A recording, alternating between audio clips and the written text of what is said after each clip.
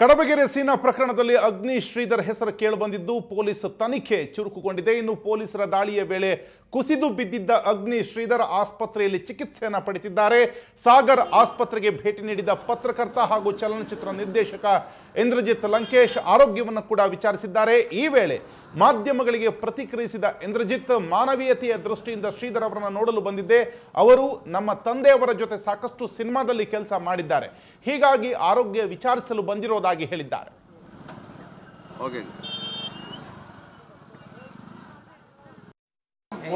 ನೋಡಿದೆ ರೆಸ್ಟ್ ಮಾಡ್ತಾರೆ. ಇಲ್ಲ, ಡಾಕ್ಟರ್ ಜೊತೆ ಏನು ಮಾತಾಡಿಲ್ಲ, ಹೋಗಿ ನೋಡ್ಕೊಂಬಂದು. ನಮ್ಮ ತಂದೆಗೆ ಅವಾಗೆಲ್ಲ ಸಿನಿಮಾ ಮಾಡ್ಬೇಕಾರೆಲ್ಲ ತುಂಬ ಶಿಷ್ಯರಾಗಿ ಕೆಲಸ ಮಾಡಿದ್ರು. ನನ್ನ ನೋಡ್ಕೊಂಡು ಹೋಗೋದು ಒಂದು ಕರ್ತವ್ಯ, ಅದಕ್ಕೆ ನಿಜವಾದ ಮೈ ಹುಷಾರಿಲ್ಲ ಅಂತ ಗೊತ್ತಾಯಿತು. ನೋಡಿದೆ ರೆಸ್ಟ್ ಮಾಡ್ತಾರೆ. ಇಲ್ಲ, ಡಾಕ್ಟರ್ ಜೊತೆ ಏನು ಮಾತಾಡಿಲ್ಲ, ಹೋಗಿ ನೋಡ್ಕೊಂಬಂದು. ನಮ್ಮ ತಂದೆಗೆ ಅವಾಗೆಲ್ಲ ಸಿನಿಮಾ ಮಾಡ್ಬೇಕಾರೆಲ್ಲ ತುಂಬ ಶಿಷ್ಯರಾಗಿ ಕೆಲಸ ಮಾಡಿದ್ರು. ನನ್ನ ನೋಡ್ಕೊಂಡು ಹೋಗೋದು ಒಂದು ಕರ್ತವ್ಯ, ಅದಕ್ಕೆ ನಿಜವಾದ ಮೈ ಹುಷಾರಿಲ್ಲ ಅಂತ ಗೊತ್ತಾಯಿತು, ನೋಡ್ಕೊಂಡು ಹೋಗೋಣ ಅಂತ.